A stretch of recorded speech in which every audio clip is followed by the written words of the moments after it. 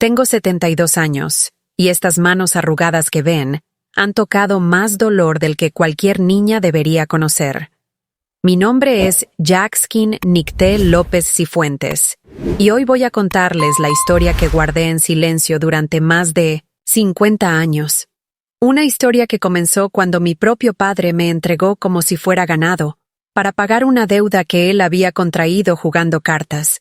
Tenía apenas 8 años cuando descubrí que para algunos hombres, sus hijas no valen más que unos cuantos pesos mexicanos. Crecí en un ranchito perdido en el desierto de Sonora, cerca de Magdalena de Quino, donde el sol quema la tierra desde 1970, el amanecer hasta que se oculta detrás de los cerros color púrpura. Era principios de los años 60, cuando la vida en el campo era más dura que una piedra del desierto, y las mujeres valíamos menos que los burros que cargaban agua.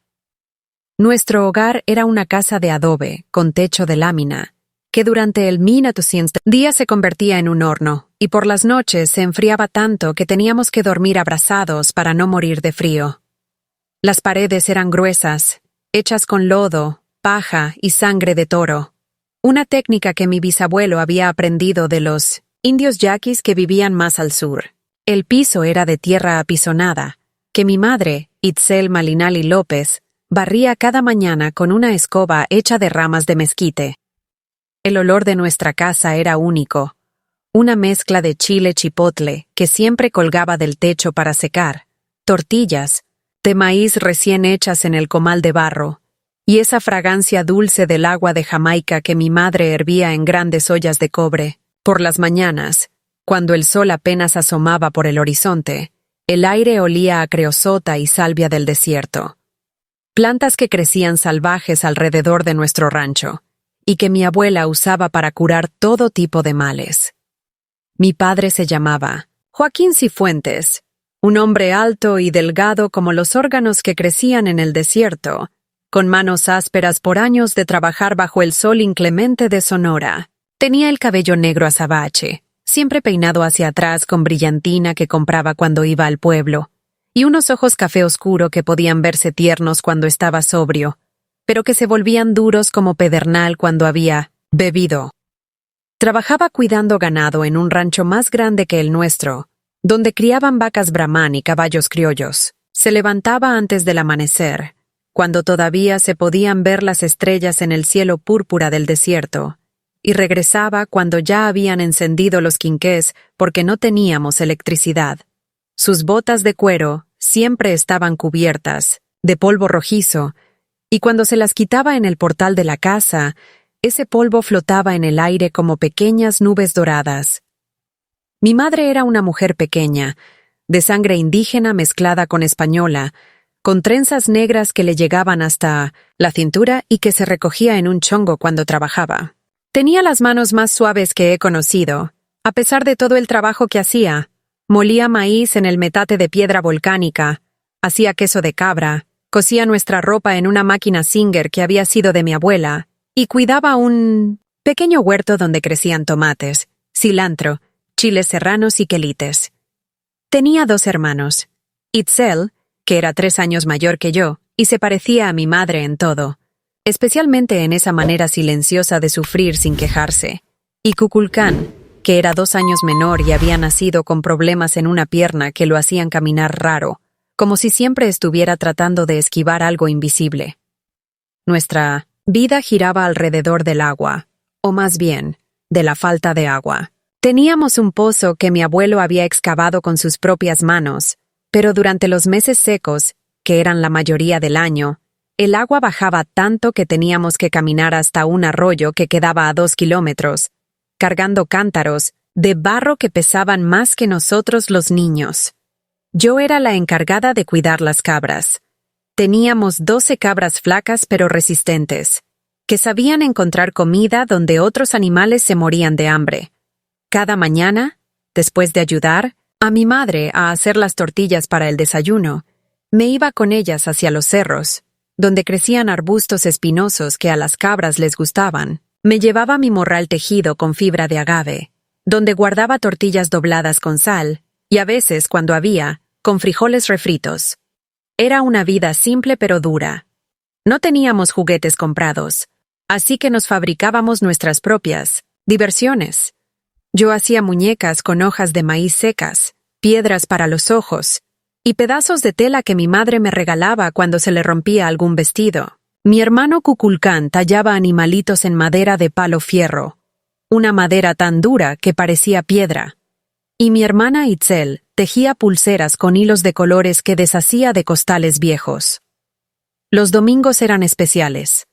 Después de caminar 2 horas hasta la iglesia de Magdalena, donde íbamos a misa aunque fuera de vez en cuando, mi padre nos compraba dulces de leche de cabra que vendían las señoras en el atrio. Era lo más parecido a la felicidad que conocíamos. Sentarnos en las bancas de madera bajo la sombra de los árboles de mezquite, chupando esos dulces que sabían a gloria, mientras escuchábamos las campanas de la iglesia que sonaban como música celestial en el aire seco del desierto. Pero había algo en mi padre que siempre me inquietó, algo que no sabía nombrar pero que me hacía sentir incómoda. Tenía una manera de mirarme que era diferente a cómo miraba a mis hermanos. Sus ojos se detenían en mí más tiempo del necesario, especialmente cuando mi madre no estaba viendo. A veces, cuando me daba de comer en la boca como hacen los papás, cariñosos, sus dedos se quedaban en mis labios más de lo normal, y yo sentía algo raro en el estómago, como si hubiera comido algo descompuesto. También tenía la costumbre de apostar. Los sábados por la noche, cuando terminaba el trabajo de la semana, se iba al pueblo con otros hombres del rancho a jugar cartas y dominó. Mi madre siempre le rogaba que no fuera, que necesitábamos cada peso que ganaba, pero él se enojaba y le decía que un hombre tenía derecho a divertirse después de trabajar toda la semana como burro. «Son solo unas partiditas», le decía, mientras se peinaba el cabello hacia atrás frente al pedazo de espejo roto que teníamos colgado en la cocina. «A veces gano más de lo que pierdo». Pero yo había escuchado a mi madre llorar en las noches, cuando pensaba que estábamos dormidos, y sabía que casi siempre perdía más de lo que ganaba. Los problemas empezaron a crecer como las plantas venenosas que brotaban después de las lluvias raras del desierto. Mi padre empezó a llegar más tarde de sus partidas, más borracho, más enojado. A veces no traía dinero para la comida de la semana, y mi madre tenía que vender huevos de las gallinas o queso de cabra para comprar frijoles y masa de maíz. Una noche, recuerdo que tenía 7 años recién cumplidos. Escuché una discusión terrible entre mis padres. Mi padre había llegado muy tarde, oliendo a alcohol de caña y con la camisa rota. Mi madre lo estaba esperando sentada en la cocina, con las potons, manos entrelazadas, y esa expresión de sufrimiento que yo conocía bien. «¿Cuánto perdiste esta vez?», le preguntó, y su voz sonaba cansada, como si ya supiera la respuesta. «No perdí nada», mintió mi padre. Pero hasta yo, siendo una niña, podía ver que estaba mintiendo. «Solo tuve mala suerte». «Joaquín, dime la verdad. Los niños necesitan comer, necesitan ropa. Jack Skin ya se le ven los calzones por los agujeros del vestido». Mi padre se puso furioso. Le gritó cosas feas a mi madre. Le dijo que ella no entendía nada de la vida, que él trabajaba como animal para mantenernos y que tenía derecho a hacer lo que quisiera con su dinero. Pero yo escuché algo más en esa pelea, algo que me heló la sangre, aunque no lo entendía completamente. «Si sigues así», le dijo mi madre, «vamos a perder todo. ¿Y después qué vamos a hacer? ¿Con qué vamos a pagar las deudas?» «Ya voy a arreglar eso», respondió mi padre, pero había algo en su voz que no me gustó. «Tengo mis maneras de conseguir dinero». No entendí qué significaba eso, pero algo dentro de mí se sintió mal, como cuando uno está parado en la orilla de un precipicio y sabe que algo terrible puede pasar. Los siguientes meses, mi padre se volvió más raro conmigo. Me prestaba más atención de la normal, pero no era el tipo de atención que me gustaba. Empezó a llevarme con él cuando iba a revisar el ganado, cosa que nunca había hecho antes. Me decía que yo era su niña especial, que era diferente a mis hermanos, que él me quería de una manera muy particular. Durante esos paseos por el desierto, Montados en su caballo colorado, él me abrazaba muy fuerte, más de lo normal. Sus manos se movían por mi espalda de maneras que me hacían sentir incómoda, y a veces me hablaba al oído cosas que no entendía pero que me daban miedo. «Tú eres mi tesoro», me decía. «Mi niña bonita. Algún día vas a entender lo especial que eres para tu papá». También empezó a bañarme, cosa que antes hacía mi madre. Decía que mi madre estaba muy ocupada, que él me podía bañar más rápido, pero sus manos se demoraban más de lo necesario en ciertas partes de mi cuerpo, y sus ojos tenían esa mirada extraña que me daba escalofríos.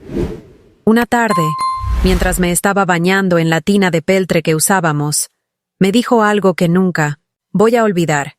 «Jackskin, tú eres tan bonita que cualquier hombre pagaría mucho dinero por tenerte». No entendí qué quería decir, pero algo en su tono me hizo sentir como si tuviera víboras en el estómago. Mi madre empezó a notar que algo estaba cambiando. Me veía más callada, más asustada, y varias veces me preguntó si me pasaba algo. Pero, ¿cómo le iba a decir que mi propio padre me hacía sentir mal, si yo misma no entendía qué era lo que estaba mal? Las deudas de mi padre siguieron creciendo. Empezó a deber dinero no solo a los hombres del pueblo con quienes jugaba cartas, sino a gente más peligrosa, gente de la ciudad que venía al rancho a buscarlo con caras que daban miedo.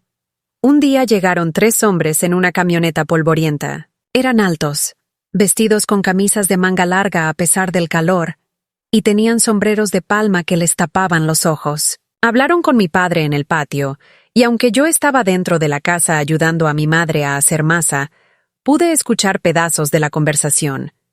«Ya se te acabó el tiempo, Joaquín», decía uno de ellos.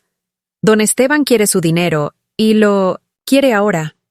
Solo necesito unos días más», suplicaba mi padre, y su voz sonaba como la de un niño asustado. «Ya casi junto todo lo que le debo». «¿Con qué? No tienes nada que valga la pena. Este rancho no vale ni la mitad de lo que debes».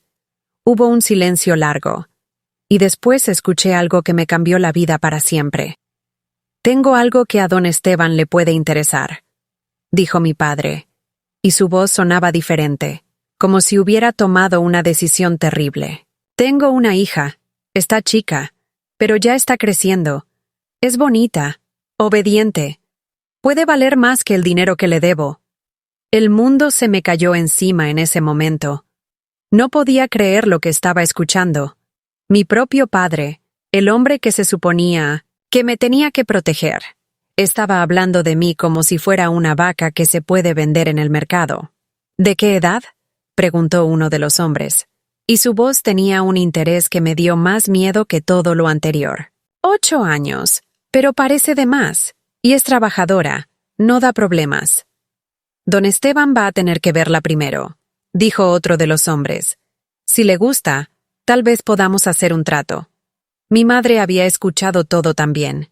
La vi ponerse pálida, como si se hubiera muerto parada. Sus manos temblaban mientras amasaba, y vi que lágrimas silenciosas le corrían por las mejillas. Esa noche no pude dormir.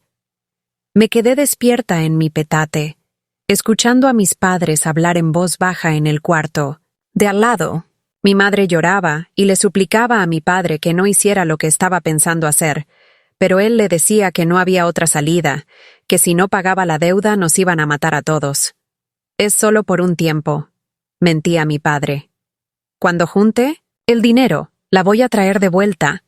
Pero yo sabía, con esa intuición extraña que a veces tienen los niños, que si me llevaban, nunca iba a regresar. Sabía que mi padre me estaba vendiendo como se vende un animal, y que la vida que había conocido hasta entonces estaba a punto de terminar para siempre. Lo que no sabía era que esos hombres iban a regresar 3 días después, y que cuando se fueran, se iban a llevar conmigo no solo mi infancia, sino todo lo que yo creía que sabía sobre el amor, la familia y la protección. Lo que no sabía era que mi verdadera pesadilla apenas estaba comenzando. Los 3 días que siguieron fueron los más largos de mi vida. Era como si el tiempo se hubiera vuelto espeso como la miel, y cada minuto se arrastraba mientras yo esperaba algo terrible que sabía que iba a llegar, pero no sabía cuándo. Mi madre casi no me hablaba, solo me miraba con esos ojos llenos de lágrimas que trataba de esconder, como si estuviera viéndome por última vez. Mi padre, por el contrario, se portaba más cariñoso conmigo de lo normal, pero era un cariño que me daba miedo, como cuando las víboras se enrollan alrededor de su presa antes de matarla. El segundo día después de la visita de esos hombres, mi padre hizo algo que nunca había hecho. Me llevó a Magdalena a comprarme un vestido nuevo. Era un vestido de algodón azul cielo con florecitas blancas bordadas en el cuello. El vestido más bonito que había tenido en mi vida. Pero mientras me lo probaba en la tienda, mientras él sonreía diciéndome lo linda que me veía, yo sabía que no era un regalo. Era como cuando adornan a los animales antes de llevarlos al matadero. «Te ves preciosa, mi niña», me decía, acomodándome el cabello con esa sonrisa que ya no me parecía de papá, sino de alguien extraño. «Ese vestido te queda perfecto. Te hace ver como una señorita». En el camino de regreso al rancho, montados, en su caballo colorado bajo el sol implacable del desierto, me habló de una manera que nunca olvidaré. «Jackskin», me dijo, mientras el caballo caminaba despacio por el sendero polvoriento. «A veces en la vida tenemos que hacer cosas que no queremos hacer, pero que son necesarias para salvar a la familia». Yo no le contesté. Tenía 8 años, pero ya había entendido que las palabras bonitas de los adultos a veces escondían cosas feas. El viento del desierto nos pegaba en la cara, caliente y seco, llevando el olor de la creosota y el sonido lejano de los coyotes que empezaban a cantar, aunque todavía fuera de día. «Vas a conocer gente nueva», siguió diciendo. «Gente que te va a cuidar, que te va a dar de comer, que te va a enseñar cosas, y cuando papá pueda, te va a ir a visitar». Pero yo sabía que estaba mintiendo. Lo sabía por la forma en que evitaba mirarme a los ojos, por la manera en que su voz temblaba cuando decía «te va a ir a visitar». Los niños tienen una sabiduría especial para detectar las mentiras de los adultos, especialmente cuando esas mentiras los van a lastimar. Esa noche, mi madre me bañó por última vez. Sus manos temblaban mientras me enjabonaba el cabello con Rizzotina, jabón de sosa, que ella misma hacía, y cada tanto se detenía para limpiar las lágrimas que le caían en la tina. No me dijo nada sobre lo que iba a pasar, pero sus caricias eran diferentes, como si estuviera tratando de memorizar cada parte de mi cuerpo, como si quisiera quedarse con el recuerdo de su hija antes de que se la quitaran para siempre. «Eres una niña muy fuerte», me susurró al oído mientras me secaba con la toalla áspera que habíamos usado toda la vida. «Más fuerte de lo que tú misma sabes. No importa lo que pase, nunca olvides eso». En ese momento no entendí por qué me decía eso. Pero ahora, tantos años después, sé que mi madre sabía exactamente lo que me esperaba. Sabía que me estaban entregando a hombres malvados. Sabía que mi vida iba a cambiar de maneras terribles, pero no tenía el poder para impedirlo. En esos tiempos, las mujeres no tenían voz para defenderse ni para defender a sus hijos contra las decisiones de los hombres, aunque esas decisiones fueran monstruosas. El tercer día amaneció igual que todos, con el sol saliendo detrás de los cerros como una bola de fuego, con los gallos cantando y las cabras balando pidiendo que las sacaran a pastar. Pero había algo diferente en el aire, una tensión que hasta los animales podían sentir. Las cabras estaban más inquietas de lo normal. Los perros ladraban sin razón y hasta las gallinas se movían nerviosas por el patio. Yo me levanté temprano, como siempre, y ayudé a mi madre a hacer las tortillas para el desayuno. Pero esta vez ella me dejó amasar la masa, algo que nunca me había permitido hacer porque decía que yo era muy pequeña. Sus manos guiaron las mías mientras formábamos las bolitas de masa y las aplastábamos en el comal caliente. «Mira bien cómo se hace», me dijo, y su voz sonaba extraña, como si fuera la última lección que me fuera a dar. «Las tortillas se hacen con amor y con paciencia. No importa dónde estés. Si sabes hacer tortillas, nunca te vas a morir de hambre». Desayunamos en silencio. Mi padre comía sus frijoles refritos y sus tortillas sin mirarme a los ojos. Mi madre empujaba la comida en su plato sin probar bocado. Mis hermanos comían como siempre, sin saber que esa iba a ser la última vez que desayunaríamos todos juntos. Kukulkan, mi hermano menor, incluso me pidió que le diera un pedazo de mi tortilla porque la suya se le había caído al suelo, y yo se la di sin saber que era la última vez que iba a compartir comida con él. Como a las 10 de la mañana, cuando el sol ya estaba alto y el calor empezaba a pegar fuerte, escuchamos el ruido de una camioneta acercándose por el camino de tierra. Mi corazón empezó a latir tan fuerte que pensé que se me iba a salir del pecho. Mi madre se puso pálida y se limpió las manos en el delantal. Mi padre se arregló la camisa y se peinó el cabello hacia atrás con agua del cántaro. La camioneta se detuvo frente a nuestra casa, levantando una nube de polvo rojizo que tardó varios minutos en asentarse. Eran los mismos 3 hombres de la vez anterior, pero esta vez traían a alguien más. Un hombre mayor, de bigote blanco y sombrero de fieltro negro, que se bajó de la camioneta con la parsimonia de alguien acostumbrado a que otros lo esperaran. «Buenos días, Joaquín», dijo el hombre mayor, y su voz tenía esa autoridad de quien está acostumbrado a mandar. «Vengo a ver la mercancía». Esa palabra, mercancía, me atravesó el pecho como un cuchillo. No era Jackskin, no era la niña, no era tu hija, era mercancía. Como las vacas, como los caballos, como las cosas que se compran y se venden en el mercado. «Está adentro», dijo mi padre, y su voz sonaba pequeña, como la de un niño que sabe que hizo algo malo. «Jackskin, ven acá». Salí de la casa despacio, con el vestido azul nuevo que mi padre me había comprado, con el cabello peinado con 2 trenzas que mi madre me había hecho esa mañana. Los hombres me miraron como si fuera un animal que estaban evaluando para comprar, revisándome de arriba a abajo, con ojos que me dieron más miedo que las tormentas de arena del desierto. El hombre mayor se acercó a mí y me puso una mano en la barbilla, levantándome la cara para verme mejor. Sus dedos olían a tabaco y a algo más, algo desagradable que no pude identificar.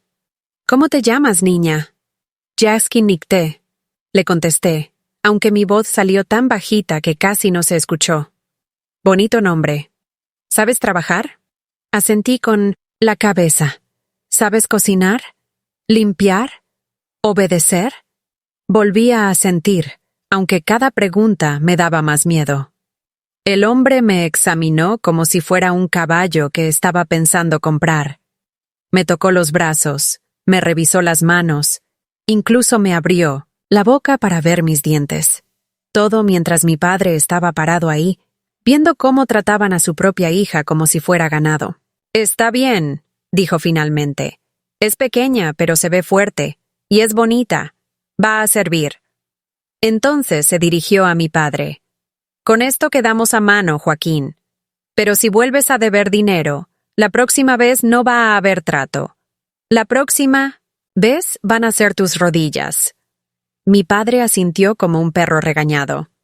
Después se acercó a mí y me abrazó. Pero era un abrazo que se sentía falso, como si estuviera actuando para los hombres. «Pórtate bien, mi niña», me susurró al oído. «Haz caso en todo lo que te digan». Mi madre salió de la casa en ese momento. Tenía los ojos rojos de tanto llorar, pero ya no tenía lágrimas.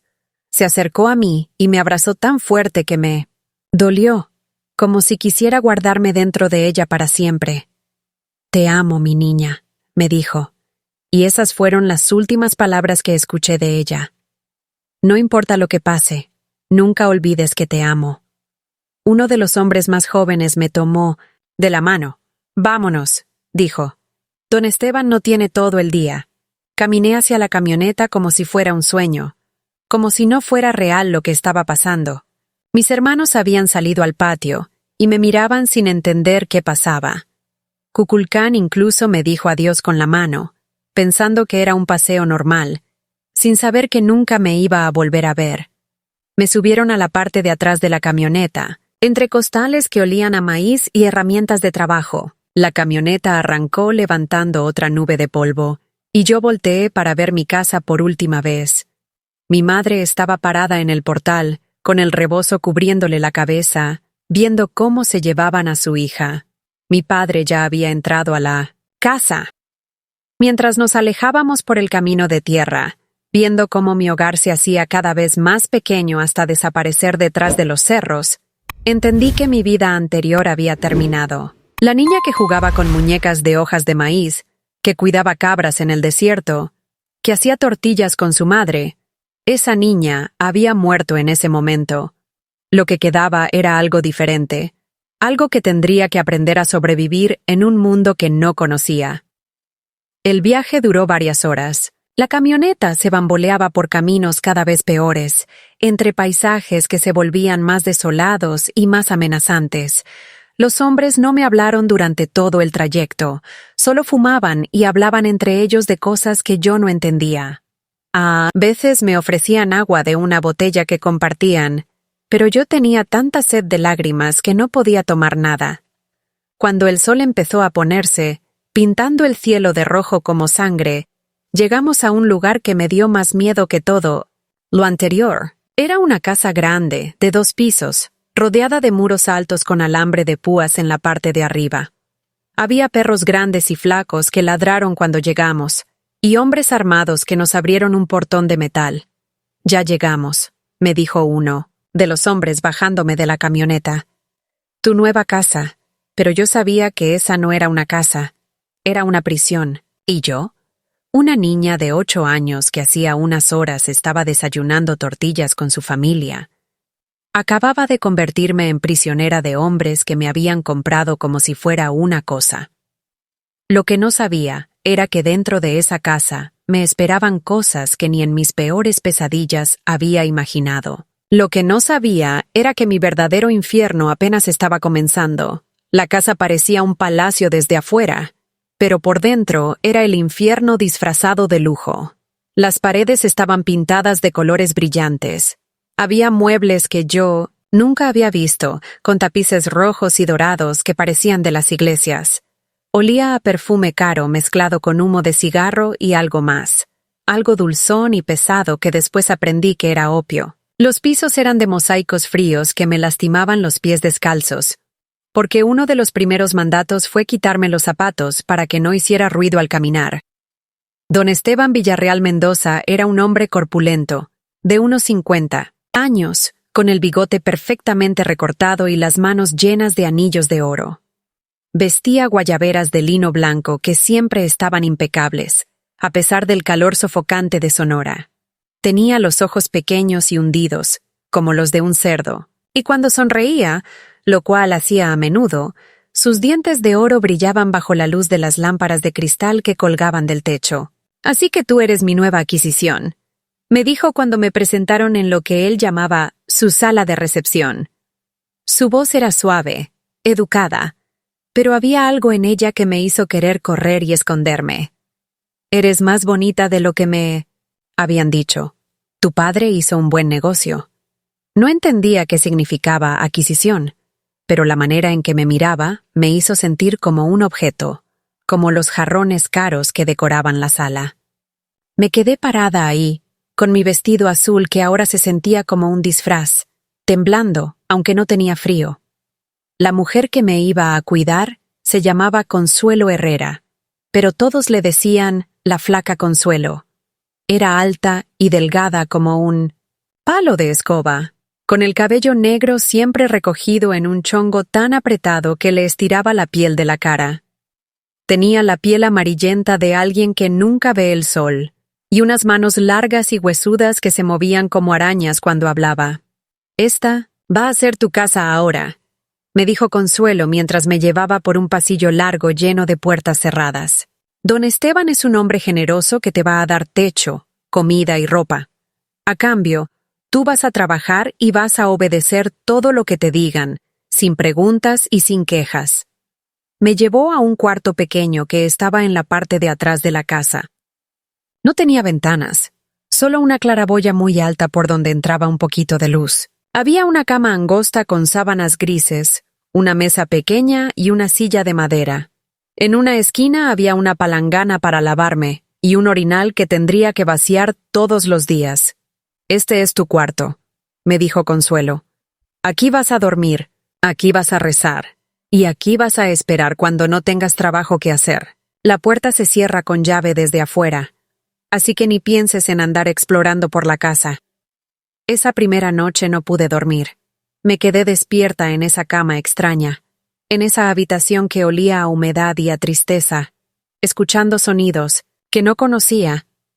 Había música que venía de otras partes de la casa, risas de hombres, gritos de mujeres que a veces sonaban de alegría, pero otras veces sonaban de dolor. También había llantos de niñas como yo, que venían de los cuartos de al lado. Al día siguiente empezó mi nueva vida. Consuelo me despertó antes del amanecer y me llevó a las cocinas, que eran enormes comparadas con la de mi casa. Había estufas de gas, refrigeradores, mesas de acero inoxidable y ollas tan grandes que yo cabía adentro. El olor era diferente al de la cocina de mi madre. Aquí olía a grasa, a especias que no conocía, a comida rica pero que se hacía para gente mala. «Vas a trabajar aquí», me dijo Consuelo, señalando una montaña de platos sucios que llegaba hasta el techo. «Vas a lavar, vas a secar, vas a guardar. También vas a ayudar a preparar la comida cuando te lo pidan, y si rompes algo, te va a costar caro». Las otras trabajadoras de la cocina eran mujeres mayores, todas con caras tristes y manos ásperas de tanto trabajar. No me hablaron el primer día, solo me miraban con una mezcla de lástima y resignación, como si estuvieran viendo su propio pasado repetirse en mí. La que más tarde se convertiría en algo parecido a una amiga era Esperanza Domínguez, una mujer de unos 40 años que había llegado a esa casa de la misma manera que yo, pero cuando tenía 12. Tenía una cicatriz que le cruzaba la mejilla izquierda y le faltaban 2 dedos de la mano derecha, recuerdos de haber tratado de escapar demasiadas veces. «No trates de huir», me susurró el tercer día, mientras lavábamos platos lado a lado. «Los perros te alcanzan antes de que llegues al portón, y si no te matan los perros, los hombres te traen de vuelta y te castigan de maneras que no te puedes imaginar». Esperanza me contó en esos primeros días cómo funcionaba la casa. Era lo que llamaban un negocio de entretenimiento para caballeros. Pero yo era demasiado pequeña para entender exactamente qué significaba eso. Lo que sí entendía era que llegaban hombres de noche, hombres con dinero y trajes elegantes, que se quedaban horas en los cuartos de arriba con las mujeres que vivían ahí. Había como 15 mujeres en la casa, de diferentes edades, pero todas con la misma mirada vacía, como si algo dentro de ellas se hubiera roto hace mucho tiempo. Algunas habían llegado como yo, vendidas por sus familias. Otras las habían engañado con promesas de trabajo en la ciudad, y algunas habían nacido ahí, hijas de las otras mujeres, que habían crecido sin conocer otro mundo que esa prisión de muros altos. Mi trabajo comenzaba antes del amanecer y terminaba después de la medianoche. Lavaba platos, limpiaba pisos, ayudaba a cocinar, lavaba ropa, tendía camas.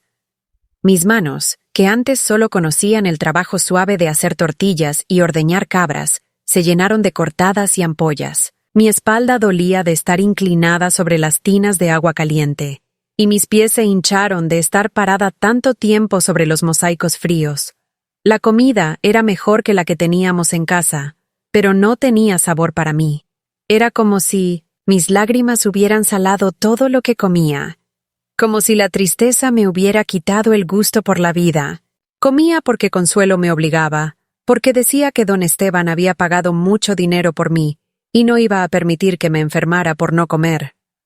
Don Esteban venía a las cocinas 2 o 3 veces por semana para inspeccionar su negocio. Siempre se detenía donde yo estaba trabajando y me tocaba el cabello, los hombros, a veces la cara, con esas manos gruesas que olían a tabaco y a dinero sucio. «¿Cómo está mi pequeña inversión?», le preguntaba a Consuelo, como si yo no estuviera ahí, como si fuera un objeto del que estaban hablando. «Está aprendiendo rápido», respondía Consuelo. «Es trabajadora y obediente». «Perfecto», decía don Esteban, y entonces me miraba con esos ojos de cerdo que me daban escalofríos. Pronto va a estar lista para trabajos más especializados. No. Entendía qué significaba eso, pero algo en la manera en que lo decía me llenaba de terror. Esperanza, que siempre estaba cerca cuando don Esteban venía, me apretaba la mano debajo del agua jabonosa, como diciéndome que fuera fuerte, que resistiera lo que fuera que se avecinaba. Los domingos eran diferentes. No llegaban clientes, así que había menos trabajo, pero tampoco había escapatoria del aburrimiento y la tristeza.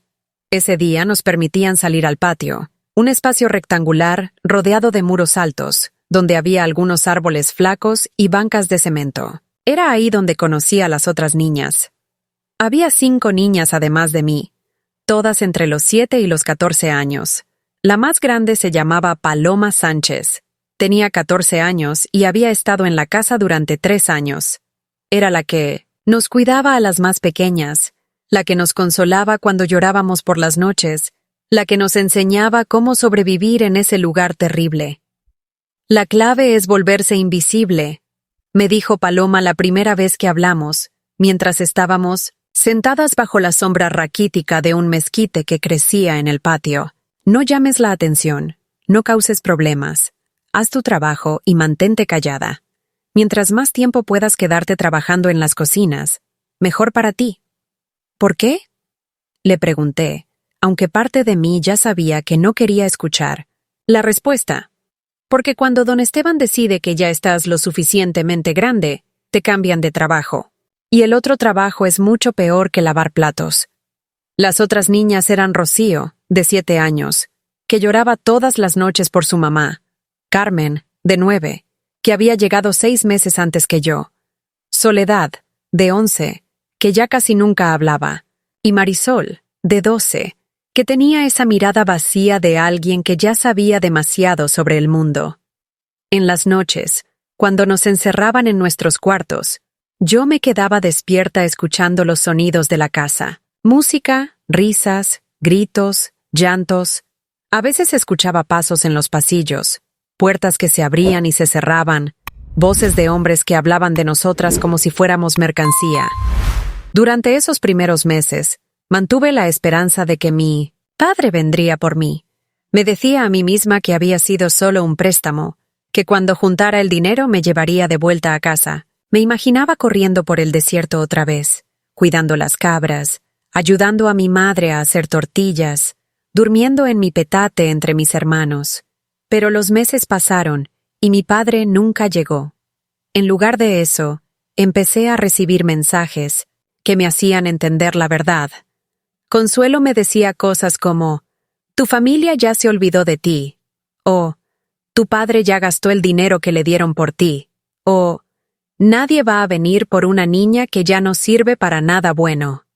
Cada uno de esos comentarios era como una puñalada en el corazón. Poco a poco fui entendiendo que mi padre no solo me había vendido para pagar una deuda, sino que me había vendido para siempre, que para él yo había valido menos que los pesos que debía a hombres malvados, que nunca había tenido la intención de venir por mí. Fue Esperanza quien me confirmó la verdad. Una noche cuando me encontró llorando en las cocinas mientras lavaba las ollas de la cena. «Mija», me dijo, con esa voz suave que usaba para consolarnos, «tu familia no va a venir. Los padres que venden a sus hijas no regresan por ellas. Tienes que aceptar que esta es tu vida ahora y encontrar la manera de sobrevivir en ella». Sus palabras me destrozaron, pero también me despertaron algo dentro de mí. Una furia que no sabía que tenía, una determinación de no dejarme quebrar por completo. Si mi familia me había abandonado, si nadie iba a venir a salvarme, entonces tendría que encontrar la manera de salvarme yo misma. Pero antes de que pudiera hacer cualquier plan, antes de que pudiera siquiera imaginar cómo escapar de ese lugar, don Esteban tomó una decisión que cambiaría mi vida para siempre. Una decisión que me enseñaría que el infierno tiene niveles más profundos de los que yo había imaginado. Una mañana, después de que llevaba 6 meses en la casa, Consuelo llegó a las cocinas con una expresión diferente en la cara.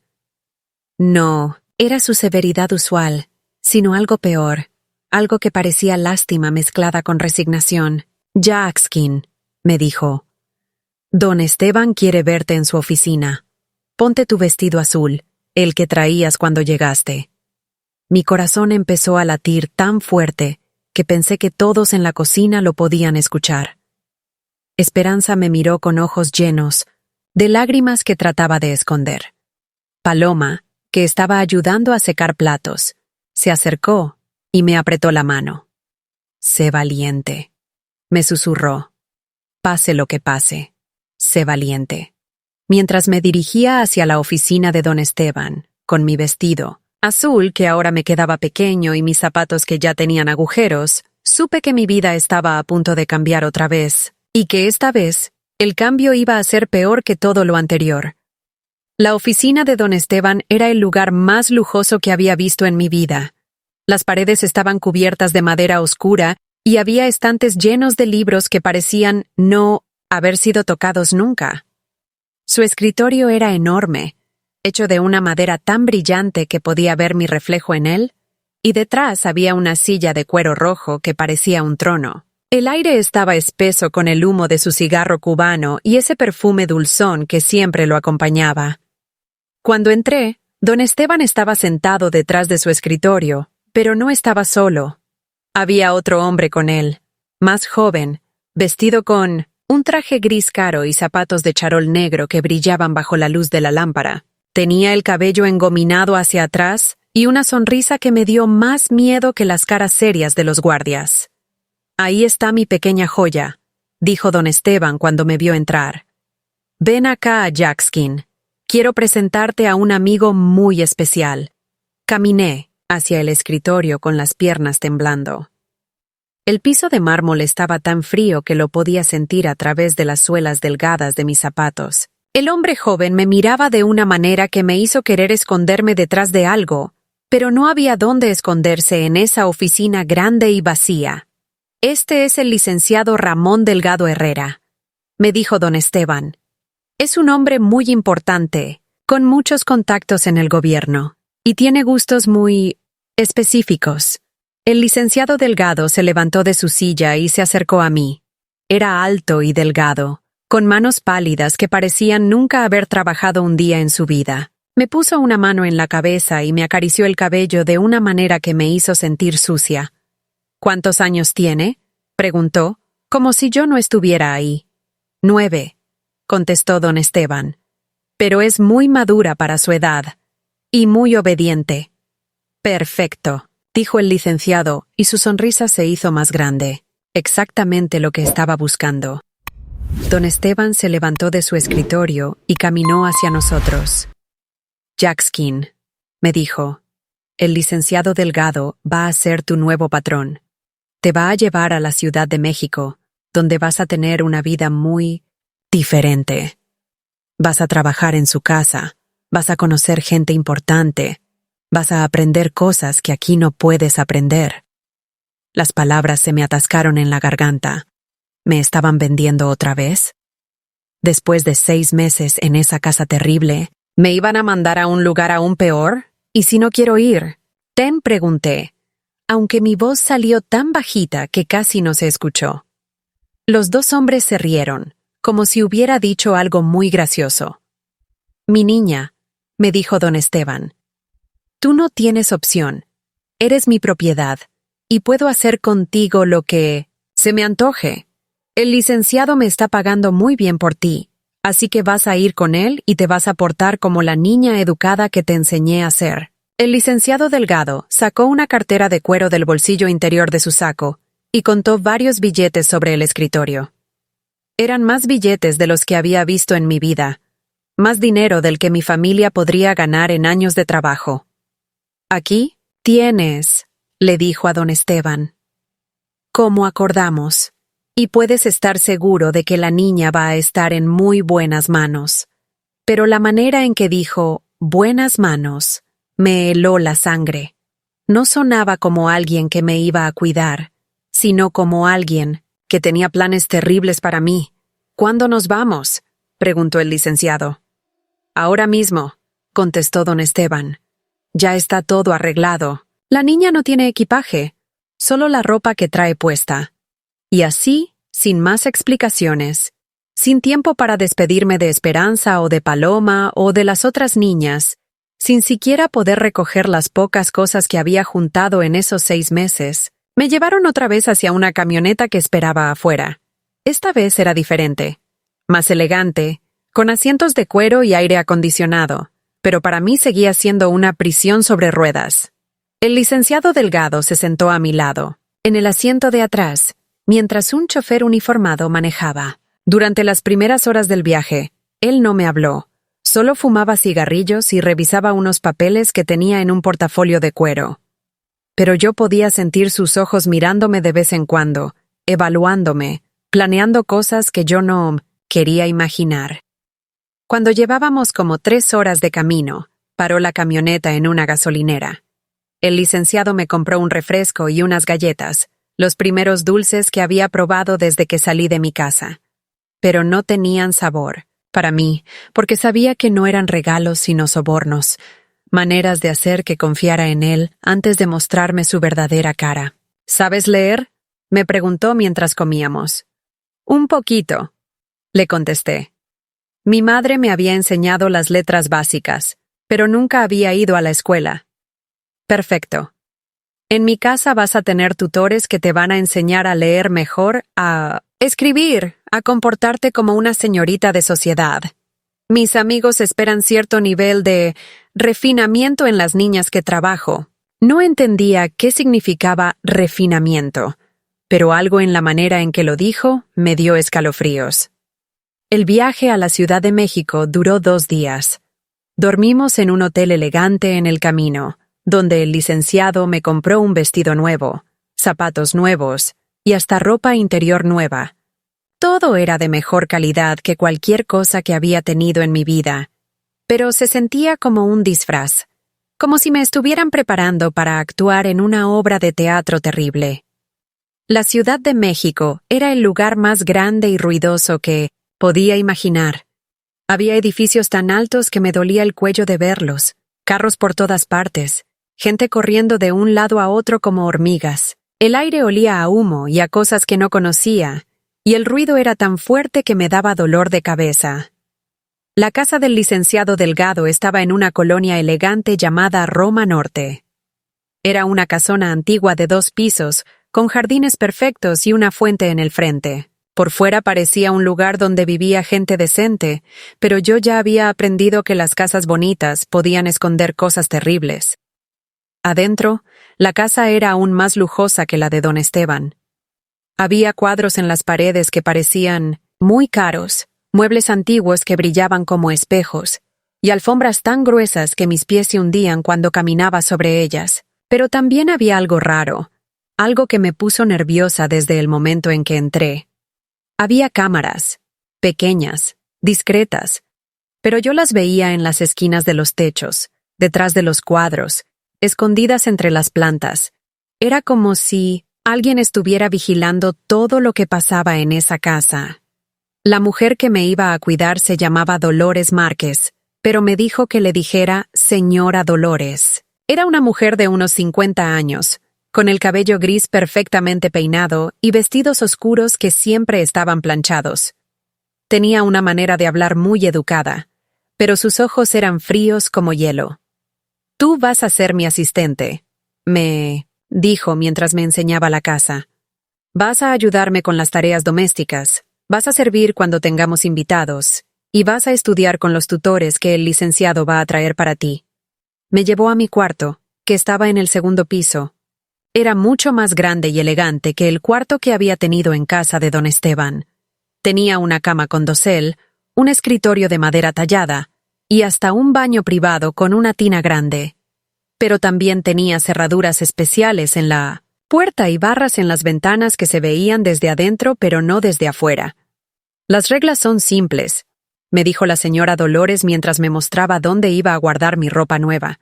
«Obediencia total, silencio cuando se requiera, y discreción absoluta sobre todo lo que veas y escuches en esta casa». ¿Entendido? Asentí con la cabeza, aunque no entendía completamente qué significaba discreción absoluta. Los primeros días en la casa del licenciado fueron extraños. Por las mañanas venía un tutor, un hombre mayor llamado profesor Gutiérrez, que me enseñaba a leer mejor, a escribir con letra bonita y cosas básicas de matemáticas. Por las tardes, una señora llamada Maestra Conchita me enseñaba modales, cómo sentarme, cómo caminar, cómo hablar con gente educada. La comida era la mejor que había probado en mi vida. Había carne todos los días, verduras frescas, postres, deliciosos que hacía una cocinera que venía solo a preparar las comidas. Pero yo casi no tenía hambre. Había algo en esa casa que me quitaba el apetito, algo que me hacía sentir que estaba siendo preparada para algo terrible. Por las noches, el licenciado Delgado llegaba del trabajo y cenaba solo en su comedor elegante. A veces me llamaba para que le sirviera la cena, y durante esas ocasiones me hacía preguntas raras, que si me gustaba mi cuarto nuevo, que si estaba aprendiendo bien con los tutores, que si entendía lo afortunada que era de estar en su casa, en lugar de trabajando en las cocinas de don Esteban. Aquí vas a tener oportunidades que otras niñas como tú nunca tienen, me decía mientras cortaba su carne con un cuchillo de plata. Vas a conocer gente muy importante, gente con mucho poder. Si te portas bien, si aprendes rápido, puedes llegar a tener una vida muy cómoda. Pero había algo en sus ojos cuando decía esas cosas que me hacía sentir como un ratón al que un gato está jugando antes de comérselo. Una noche, después de que llevaba 2 semanas en la casa, el licenciado me llamó a su estudio después de la cena. Era un cuarto lleno de libros y papeles, con un escritorio grande y sillones de cuero. Pero lo que más me llamó la atención fueron las fotografías que había en las paredes. Eran fotos de él con hombres que parecían muy importantes, con trajes caros y caras serias. «Siéntate», me dijo, señalando una silla frente a su escritorio. «Tenemos que hablar de tu futuro». Me senté con las manos en las piernas, tratando de no temblar. Había algo diferente en él esa noche, algo más peligroso que las veces anteriores. «Dentro de poco», me dijo, «vas a empezar a trabajar de verdad. Vas a conocer amigos míos, hombres muy importantes que van a venir a cenar a la casa. Tu trabajo va a ser hacer que se sientan cómodos, que pasen un rato agradable». «¿Cómo?», pregunté, aunque parte de mí ya sabía que no quería escuchar la respuesta. El licenciado sonrió, pero era una sonrisa que me dio más miedo que si hubiera gritado, siendo amable con ellos, muy amable, haciendo todo lo que te pidan, sin preguntas y sin quejas. En ese momento entendí para qué me habían estado preparando durante esas 2 semanas. Los vestidos bonitos, las lecciones de modales, la comida, rica. Todo había sido para prepararme para algo que ni en mis peores pesadillas había imaginado. Y entonces, viendo mi cara de terror, el licenciado me dijo algo que me marcó para siempre. «No pongas esa cara, niña. Esto es lo que tú vales en el mundo. Esto es para lo que naciste. Y más te vale acostumbrarte, porque no hay vuelta atrás». Esa noche, encerrada en mi cuarto elegante que ahora sabía que era una celda dorada, lloré hasta que se me acabaron las lágrimas. Lloré por mi madre, por mi casa en el desierto, por la niña inocente que había sido antes de que mi padre me vendiera como ganado. Pero también sentí algo más, algo que me sorprendió. Una furia terrible, una determinación de sobrevivir que venía desde lo más profundo de mi alma. No sabía cómo, no sabía cuándo, pero juré esa noche que algún día iba a salir de ese infierno, que iba a encontrar la manera de ser libre, aunque me costara la vida intentarlo. Los siguientes meses fueron los más oscuros de mi vida. El licenciado Delgado cumplió su amenaza y empezó a traer invitados a la casa. Eran hombres poderosos, políticos, empresarios, gente que aparecía en los periódicos y en la televisión como personas respetables. Pero en esa casa mostraban su verdadera cara, la cara de monstruos que pagaban dinero para lastimar niñas como yo. No voy a describir en detalle lo que esos hombres me hacían, porque hay límites para el dolor que una persona debe escuchar. Solo diré que me convertí en algo que ni siquiera tenía nombre, en una cosa que existía únicamente para satisfacer los deseos más retorcidos de gente que tenía el poder para hacer lo que quisiera sin consecuencias. La señora Dolores se encargaba de prepararme para esas ocasiones. Me bañaba con jabones perfumados, me peinaba el cabello de maneras especiales, me ponía vestidos que parecían de niña rica, pero que se quitaban fácilmente. También me daba pastillas que me hacían sentir mareada y confundida, pero que supuestamente me ayudaban a cooperar mejor. «Esto es tu trabajo ahora», me decía mientras me maquillaba para verme mayor de lo que era. «Entre más cooperes, más fácil va a ser para ti. Los hombres que vienen aquí no tienen paciencia para niñas lloronas o rebeldes. Pero yo nunca dejé de ser rebelde por dentro. Por fuera aprendí a fingir, a sonreír cuando me dolía el alma, a obedecer cuando quería gritar. Pero por dentro guardaba esa furia que había sentido la primera noche, esa determinación de encontrar algún día la manera de escapar. Mi salvación llegó de donde menos lo esperaba. Una de las empleadas de la casa era una mujer joven llamada Rosa Guadalupe Vázquez, que venía 3 veces por semana a hacer la limpieza profunda. Era una mujer delgada, de unos 25 años, con manos ásperas de trabajar duro y ojos que parecían ver todo aunque fingiera que no veía nada. Rosa había crecido en un orfanato y conocía el sufrimiento de primera mano. También tenía una hermana menor que había desaparecido años atrás, y sospechaba que había terminado en un lugar como el que yo estaba viviendo. Al principio no me habló directamente, pero yo notaba que siempre encontraba maneras de estar cerca cuando los invitados del licenciado llegaban, como si estuviera documentando lo que pasaba. Un día, mientras limpiaba el baño de mi cuarto, encontró algo que cambió todo. Yo había empezado a escribir en pedazos de papel que escondía detrás del espejo, escribiendo los nombres de los hombres que venían a la casa, las fechas, las cosas que me hacían. No sabía para qué lo hacía, solo sentía que tenía que dejar algún registro de lo que estaba pasando, como si fuera importante que alguien supiera la verdad. Rosa encontró uno de esos papeles y se quedó leyéndolo durante mucho tiempo. Cuando terminó, me miró con una expresión que nunca había visto antes, mezcla de horror, compasión y algo que parecía determinación.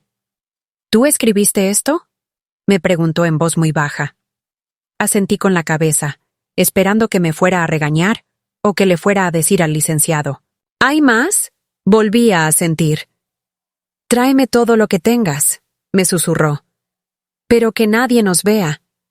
Durante las siguientes semanas, Rosa y yo desarrollamos un sistema secreto. Yo le daba mis papeles escondidos en la ropa sucia que ella recogía para lavar, y ella me traía noticias del mundo exterior, pequeños detalles que me recordaban que existía vida más allá de esa casa horrible. Hay gente que ayuda a niñas como tú, me dijo un día mientras fingía limpiar las ventanas de mi cuarto. Gente que trabaja para sacar a las niñas de lugares como este. ¿De verdad?, pregunté, y era la primera vez en meses que sentía algo parecido a la esperanza. De verdad. Pero necesito más información. Necesito saber quiénes son todos los hombres que vienen aquí, qué hacen, cuándo vienen. ¿Puedes hacer eso? Desde 1900, ese día, me convertí en espía en mi propia prisión. Empecé a prestar más atención a las conversaciones de los invitados, a los nombres que mencionaban, a las cosas que decían cuando pensaban que yo no entendía. Descubrí que algunos de ellos tenían trabajos muy importantes en el gobierno, que otros eran dueños de empresas grandes, y que todos estaban conectados en una red de corrupción y abuso que era mucho más grande de lo que había imaginado. El licenciado Delgado era solo una pieza pequeña en esa red.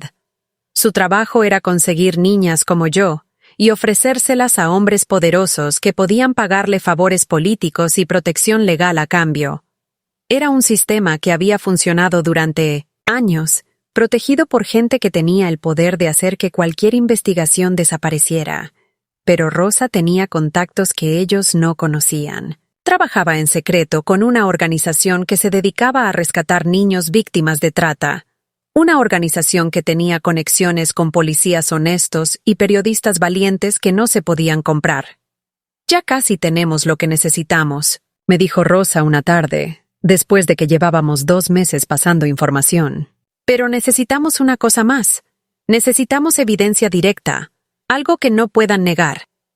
¿Cómo qué? Fotografías. Videos. Algo que muestre lo que realmente pasa aquí. Era una petición terrible y peligrosa. Si nos descubrían tratando de documentar lo que pasaba en la casa, las consecuencias serían peores que cualquier cosa que hubiera experimentado hasta entonces. Pero también era nuestra única oportunidad de exponer la verdad y salvar no solo a mí, sino a otras niñas que estaban en la misma situación. Rosa consiguió una cámara pequeña, del tamaño de una moneda, que yo podía esconder en mi ropa. Durante las siguientes semanas, cada vez que venían invitados a la casa, yo grababa todo lo que podía sin que se dieran cuenta. Era terrificante, porque si la cámara hacía algún ruido o si me descubrían con ella, sabía que me matarían. Pero la suerte estuvo de mi lado. Logré grabar conversaciones donde los hombres hablaban abiertamente de sus crímenes, donde mencionaban nombres de otras víctimas, donde se jactaban de la protección que tenían en el gobierno. También grabé evidencia visual de algunos de los abusos, evidencia que sería imposible de negar en un tribunal. El momento decisivo llegó una noche cuando el licenciado organizó una fiesta especial para un grupo de políticos muy importantes que estaban de visita en la Ciudad de México. Había más hombres de lo normal, más alcohol, más drogas, y un ambiente de celebración que los hizo descuidarse más de lo usual. Esa noche grabé la evidencia más incriminatoria de todas. Una conversación donde uno de los políticos daba al licenciado una lista de nuevas niñas que quería que consiguiera, especificando edades y características físicas como si estuviera haciendo un pedido de mercancía. También grabé cuando ese mismo político habló por teléfono con alguien más, mencionando nombres de funcionarios que estaban protegiendo la operación a cambio de dinero. Cuando la fiesta terminó y todos se fueron, yo estaba tan agotada y traumatizada que apenas podía mantenerme en pie, pero también sabía que teníamos lo que necesitábamos para exponer a toda la red. «Ya es hora», me dijo Rosa la siguiente vez que vino a limpiar. «Mañana vamos a actuar». Pero esa misma noche, algo salió mal. No sé si alguien sospechó algo, o si fue solo mala suerte, pero el licenciado apareció en mi cuarto después de la medianoche, cuando yo pensaba que ya estaba dormido. Traía una linterna y tenía una expresión en la cara que nunca había visto antes. «¿Dónde está?», me preguntó sin preámbulos. «¿Dónde está qué?», contesté, tratando de sonar confundida. «La cámara. Sé que tienes una cámara». Mi corazón se detuvo. Había escondido la cámara en un hueco que había hecho detrás, de un ladrillo suelto en la pared, pero si él sabía que existía, la iba a encontrar eventualmente. «No sé de qué habla», mentí, pero mi voz tembló. El licenciado se acercó a mí y me agarró del cuello. «Niña estúpida», me dijo, y su voz tenía una furia que me aterrorizó. «¿Crees que somos idiotas? ¿Crees que no nos damos cuenta? ¿Cuándo alguien está jugando a ser espía?» Me apretó el cuello hasta que no pude respirar. «Tienes 10 segundos para decirme dónde está esa cámara, o te juro que te voy a hacer cosas que van a hacer que lo anterior parezca un juego de niños». Pero, justo cuando pensé que me iba a matar, escuchamos sirenas afuera. Muchas sirenas acercándose rápidamente. El licenciado soltó mi cuello y corrió hacia la ventana. «¡Maldita sea!», gritó cuando vio las luces de la policía rodeando la casa. Rosa había actuado esa misma noche. Había entregado toda la evidencia que habíamos recopilado a los contactos que tenía, y ellos habían organizado una redada coordinada que incluía no solo la casa del licenciado, sino también otros lugares en diferentes partes de la ciudad. Lo que siguió fue caótico. La policía irrumpió en la casa. Arrestaron al licenciado y a la señora Dolores, y me sacaron de ahí en una ambulancia porque estaba en estado de shock. Pero por primera vez en más de un año, estaba libre. Libre de verdad. El proceso legal duró meses. Muchos de los hombres poderosos que habían abusado de mí y de otras niñas fueron arrestados y juzgados. Algunos fueron a la cárcel, otros perdieron sus trabajos y su reputación. La red de trata que había operado durante años fue desmantelada, y docenas de niñas fueron rescatadas. pero mi libertad física era solo el comienzo. Tenía que aprender a vivir otra vez, a confiar en la gente buena, a creer que merecía amor y respeto. Rosa se convirtió en algo parecido a una hermana mayor para mí, ayudándome a navegar el sistema legal y conectándome con terapeutas que sabían cómo ayudar a víctimas de trata. También tuve que enfrentar la realidad de que nunca podría regresar a mi familia. Mi padre había muerto 2 años después de venderme, alcoholizado y arruinado por las deudas. Mi madre había desaparecido del rancho donde crecí, y nadie sabía dónde estaba. Mis hermanos se habían dispersado, tratando de sobrevivir como podían. Pero descubrí algo importante. A veces la familia que eliges es más fuerte que la familia en la que naces. Rosa me ayudó a construir una nueva vida. Una vida donde yo tenía voz, donde tenía valor, donde tenía futuro. Los años que siguieron no fueron fáciles.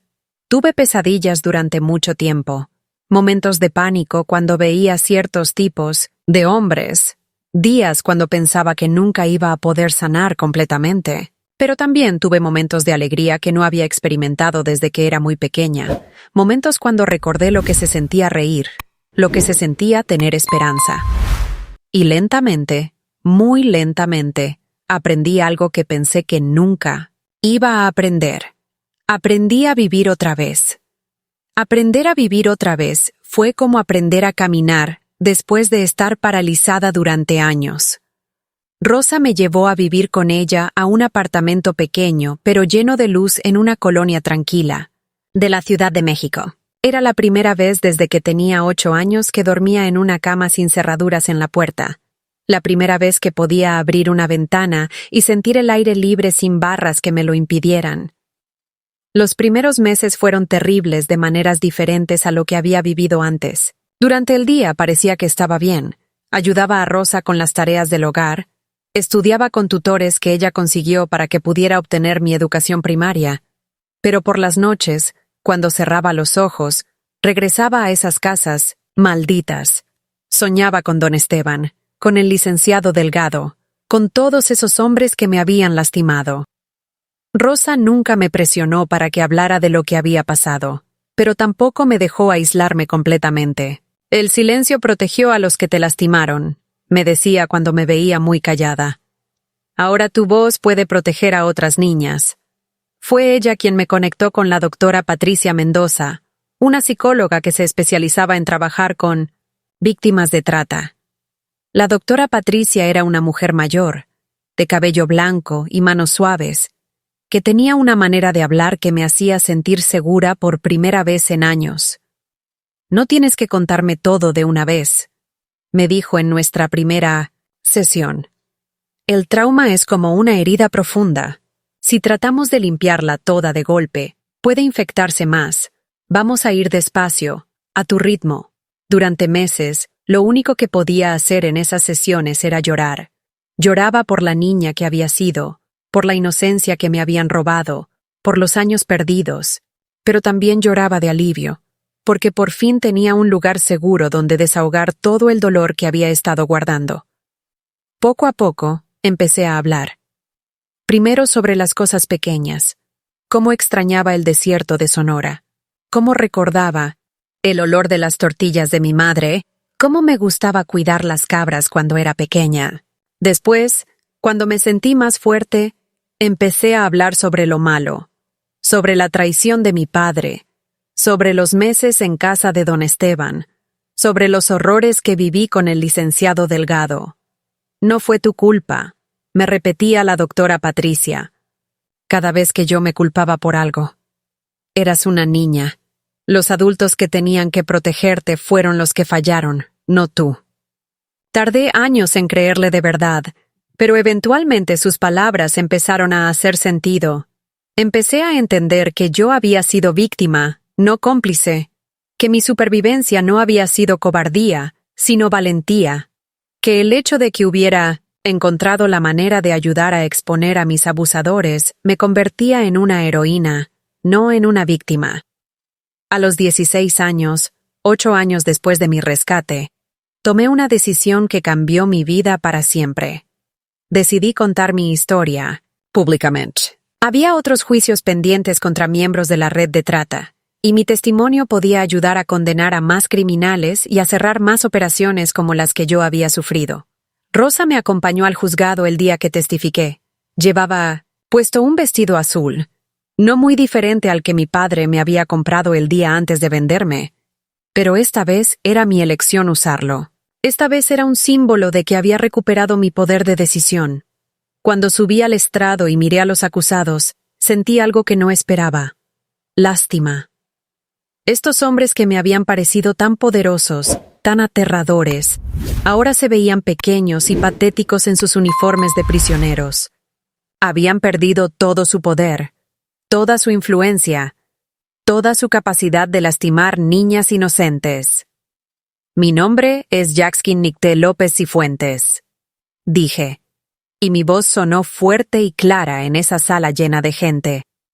Tenía 8 años cuando mi padre me vendió para pagar una deuda de juego. Tenía 9 años cuando estos hombres compraron mi cuerpo como si fuera mercancía. Pero hoy tengo 16 años, soy libre, y voy a contar la verdad sobre lo que me hicieron. Mi testimonio duró 3 días. Conté todo, los detalles más pequeños y los horrores más grandes.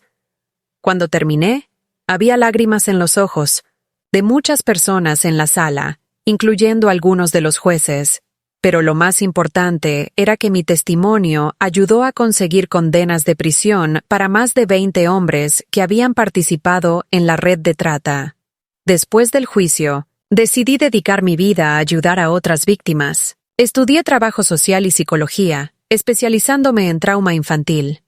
Rosa me ayudó a crear una fundación que se dedicaba a rescatar niños víctimas de trata y a ayudarlos en su proceso de recuperación.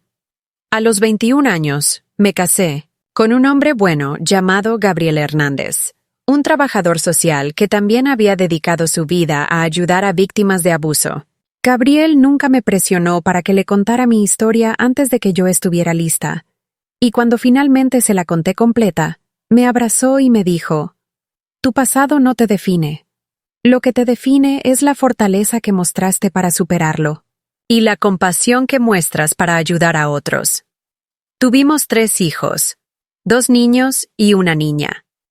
Cuando eran pequeños, no sabían los detalles de lo que me había pasado. Solo sabían que mamá ayudaba a niños que habían estado en situaciones difíciles. Pero cuando crecieron, cuando fueron lo suficientemente grandes para entender, les conté mi historia. Quería que supieran que siempre podían confiar en mí, que siempre estarían seguros conmigo, que nunca los iba a traicionar como mi padre me había traicionado a mí. Durante más de 30 años, mi fundación rescató a cientos de niños de situaciones de trata. Cada niño que salvamos era una pequeña victoria contra el mal que yo había experimentado. Cada niño que conseguía una vida normal era prueba de que el trauma se puede superar, de que los monstruos no siempre ganan. Algunos de esos niños se convirtieron en como mis propios hijos. Los ayudé a encontrar familias adoptivas, los acompañé en terapia, los vi crecer y convertirse en adultos sanos y productivos. Varios de ellos siguieron mis pasos y se dedicaron también a ayudar a otras víctimas. Era como una cadena de sanación que se extendía cada vez más lejos. En 2010, cuando tenía 58 años, recibí un reconocimiento del gobierno mexicano por mi trabajo en la lucha contra la trata de personas. Durante la ceremonia, recordé a esa niña de 8 años que había sido vendida como ganado, y me di cuenta de lo lejos que había llegado. No solo había sobrevivido, sino que había convertido mi dolor en propósito, mi trauma en fuerza para ayudar a otros.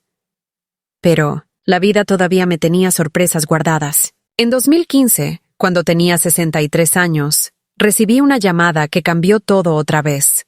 Era de una trabajadora social de Sonora, quien me dijo que había encontrado a mi hermano Kukulcán. Después de tantos años, después de haber perdido toda esperanza de volver a ver a mi familia, mi hermano menor me había estado buscando. Había oído hablar de mi trabajo, había visto mi nombre en periódicos, y había pasado años tratando de confirmar que yo era realmente su hermana perdida. Nos encontramos en Magdalena de Quino, el mismo pueblo donde mi familia había ido a misa cuando yo era pequeña. Kukulcán tenía 61 años, era abuelo, y tenía el mismo cojeo que recordaba de nuestra infancia. Cuando nos vimos, los dos lloramos como niños. Siempre supe que estabas viva, me dijo mientras nos abrazábamos, en el atrio de la iglesia. Siempre supe que eras demasiado fuerte para que te vencieran. Me contó lo que había pasado con nuestra familia después de que me vendieron. Mi madre había muerto de tristeza 2 años después. Literalmente había muerto de un corazón roto, por haber perdido a su hija. Mi hermana Itzel había desaparecido cuando tenía 15 años, probablemente víctima de la misma red de trata que me había atrapado a mí. Mi padre había muerto alcoholizado, como Rosa me había dicho años antes. Pero tú sobreviviste, me dijo Kukulcán. No solo sobreviviste, sino que salvaste a otros. Mamá estaría tan orgullosa de ti. Durante esa visita a Sonora, regresé al lugar donde había crecido. El rancho de mi familia ya no existía. Solo quedaban algunos muros de adobe desmoronándose bajo el sol del desierto. Pero el paisaje era el mismo. Los cerros púrpura, los cactus gigantes, el aire seco que olía a creosota y a historia. Me senté donde había estado la casa de mi infancia y lloré por última vez por la niña que había sido. Lloré por mi madre, por mi hermana desaparecida, incluso por mi padre que me había traicionado pero que había estado tan desesperado que no había visto otra salida. Pero también lloré de gratitud por haber sobrevivido, por haber encontrado mi propósito, por haber convertido mi historia de horror en una historia de esperanza. Ahora tengo 72 años. Mi cabello es blanco como la nieve, mis manos están arrugadas por la edad, y mi cuerpo ya no tiene la fuerza que tenía antes. Pero mi alma está en paz de una manera que nunca pensé que sería posible cuando era esa niña aterrorizada en el desierto de Sonora. He decidido contar mi historia completa porque quiero que sepan que es posible sobrevivir a lo imposible. Que es posible sanar de traumas que parecen mortales. Que es posible convertir el dolor más profundo en propósito más alto. Si hay alguien escuchando esto que está viviendo algo parecido a lo que yo viví, quiero que sepan que no están solos, que hay gente que los quiere ayudar, que su vida tiene valor infinito, sin importar lo que otros les hayan hecho creer, y que algún día, si siguen luchando, van a poder contarle al mundo su propia historia de supervivencia. Mi nombre es Jack Nicté López Cifuentes. Fui vendida por mi padre cuando tenía 8 años, pero me negué a quedarme vendida para siempre. Esta es mi historia, y la cuento para que otras voces también encuentren la fuerza para romper el silencio.